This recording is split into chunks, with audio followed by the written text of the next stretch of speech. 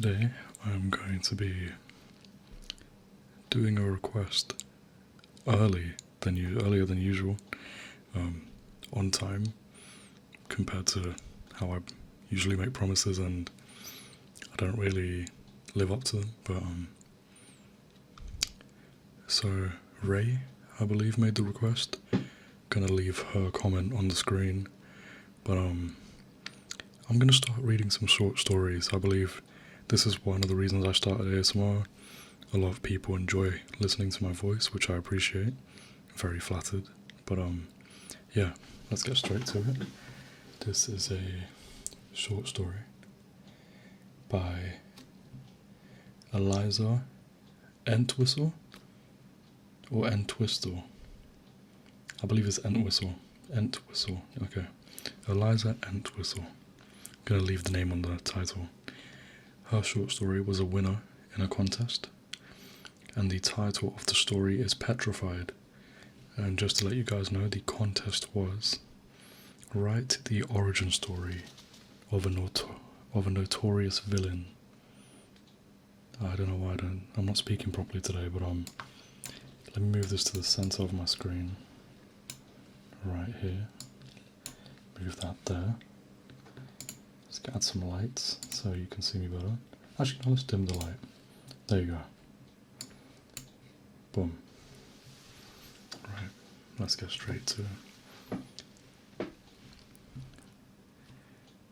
Just a little disclaimer.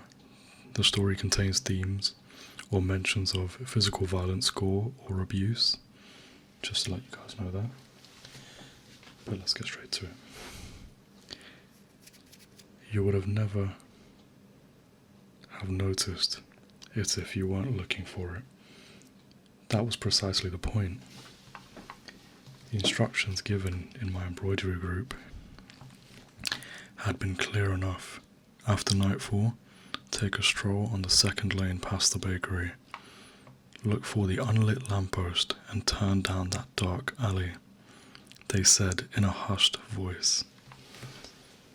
As the pianist began playing in a sudden loud fervor by coincidence, then you will see a mossy stone staircase which you will descend, and at the end of it is a dim hallway. She lives through the set of green doors on the left. The doors are tall and French-like, my husband's mistress, but peeling and weathered. I can tell they were once painted a lovely shade of emerald green. Half of that green paint lies in small piles of flakes on the cobblestone. I debate knocking and decide instead to reach with false confidence for the rusted copper handle. It turns downward easily. A small bell rings and echoes. Welcome. On the poster, she is grotesque, an example of how time and sin turn a person sour. But in person, she has the kind of enduring beauty you can't turn your eyes away from. Do come in, darling. Don't be shy. Contrary to popular belief, I don't bite, although I can't say nothing here does. Her voice is like a wind chime, melodic and resonating, barely brushing over the crashing waves of her words. I wonder if I'm here too long, if that voice will drag me out to deep sea. Or did that only work on men in the myths? Take a seat, love. Yes, there is perfect. Would you like a cup of tea? Well, it's never too late for tea, is it now? I enjoy it late into the night myself, but maybe you've been raised more proper than that. Here. The cup is warm, not hot. If she noticed my shaking hands when reaching for it, she didn't say a word. It takes more than a few seconds for my eyes to adjust to the warmly lit room after a dark, shadowy street. Among her many talents, it cannot be said that she was a good decorator. The shabby boards of the halls, of the walls, are empty, but for an assortment of faded newspaper clippings from the highlights of her anonymous career, obituaries mostly. A tattered blue curtain with the tassels hangs, behind the armchair she's perched in dividing of parts of the room. Eccentrically painted shelves house arrays of books and bottles of objects my gaze prefers not to settle on. She would have called a witch for her collections had she not already acquired numerous more colourful nicknames by the public. The only item of some value is worn loosely around her slender wrist, a heavy and ornate gold watch. The kind of thing that would make a pretty thief stay to see glinting underneath a man's sleeve in the street. She catches me admiring it and smiles thinly, holding up her arm to eye level. Isn't it a beauty? It was my first husband's watch. On the 10th anniversary of his death, I am going to smash it to bits and melt the gold into a necklace for myself.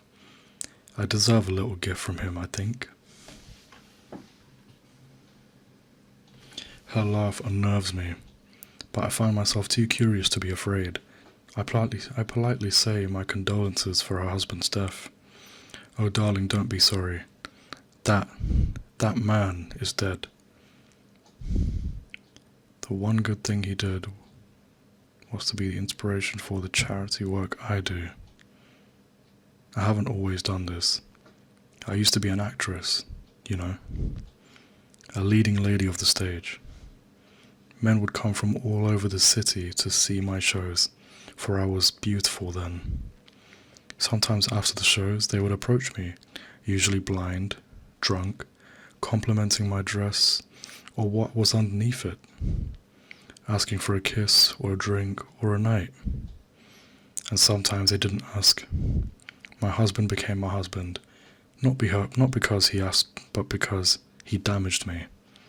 He was rich enough to get away with it, and clever enough to know that marriage was my only option. She smooths down the skirt of her maroon dress, then looks up at me with a solemn expression I can't fully read. It isn't hard to believe that she was once a sought-after woman. Though sunken in age, her cheeks are smooth, and her face looks as it though it was a hand carved out of porcelain by God. Her hair is twisted into a dark crown atop her head, secured with metallic pins. Her eyes are like cats, but not a house cat, no, definitely not. Like those of a tiger that has been left out to go hungry for far too long. I will continue talking and not look at me with those eyes.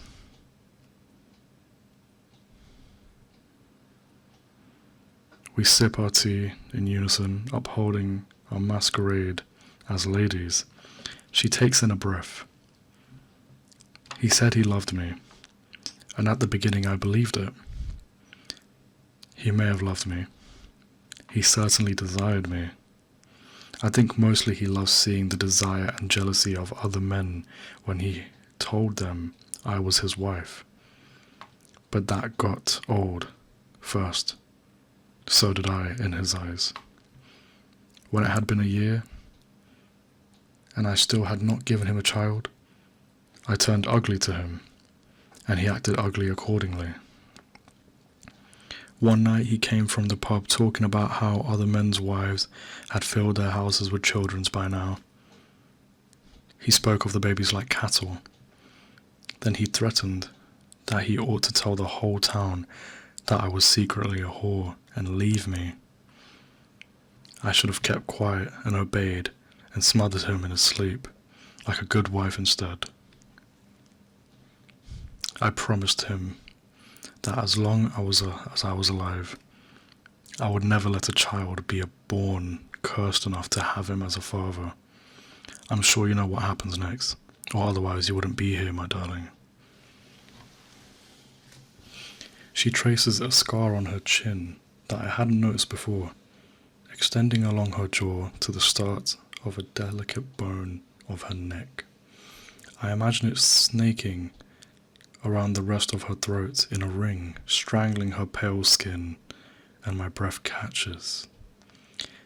It looks as if lightning struck her.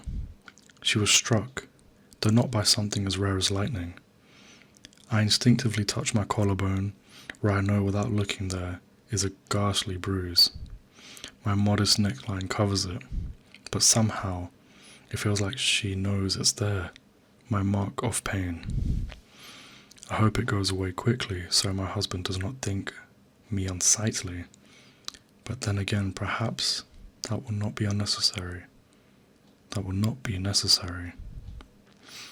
I nod at her meekly to show that I do know what happens next. I can't say whether he truly meant to kill me, but to hurt me, to wound me, to make my thoughts and words disappear in flames, he meant that with all his heart. The funny thing is, it was him who made my words true. Of course he couldn't have known that I was with child. Even I did not know then. After, no one would ever get to know. I made a gravestone, although there was nothing to bury. And then a month later I buried my poor, sick husband next to it, marked only with a slab that did not bear his name. Wealthy and beloved as his gold in his life. In death, he became only stone. The disease that had taken him so quickly that there was no time for anyone to save him. Shame on chance to take him from this world so young. Got him like poison essentially. The porcelain around her neck cracks faintly in amusement. I have nothing to say in response. My mind stuck on the picture of a crude gravestone smaller than it should be. Now, love, how would you like your tragedy to occur? The windows in my town all chose differently. The widows in my town all chose differently. Most agree that the worst methods are only to be used for the worst husbands, but sometimes there is no rhyme or reason to it. After all, all's fair in love and war. Millions of seconds and thirds and fourth thoughts crossed my mind on the way here, but now those voices are silent and there is only mine and hers, and the input of the hissing wind outside. Well, what will it be? In 2 weeks, it will happen. On the way home, after a day of work, my husband will feel a bout of hopelessness that gives him a nudge to hurl himself off the local bridge. The river below is not a kind one, especially to those who have never learned how to swim. He will have been drunk, since he is often, and everyone knows how he gets when he's drunk. No one will discuss the death as taboo as taking your own life. My children and I will cry, wear black for weeks, though no longer than what is expected. At the same time, the black of the bruise will fade. He won't be missed very much, really. Perhaps that French woman will miss him, but she would have met the man that I knew soon enough. I will decide to raise my children in the countryside alone, and we will be happy. I cannot say yet whether I will regret it.